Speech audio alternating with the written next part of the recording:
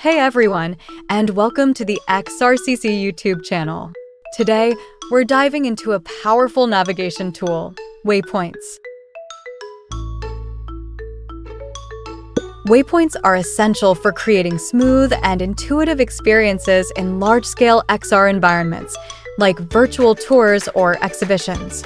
Imagine effortlessly guiding your users from one location to another, instantly teleporting them to specific points with the perfect orientation. That's the power of waypoints in XRCC. Adding a waypoint is easy. Simply select the waypoint asset from your asset library and place it in your scene. You can then precisely adjust its position and rotation to match your desired location and viewing angle. XRCC offers various waypoint styles, allowing you to choose the look that best suits your scene's aesthetic. Experiment with different styles to find the perfect fit.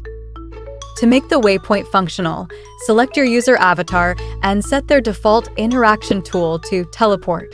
This automatically equips them with the teleport tool upon entering the scene, making navigation seamless. Here you go. You can travel point to point in XR World now.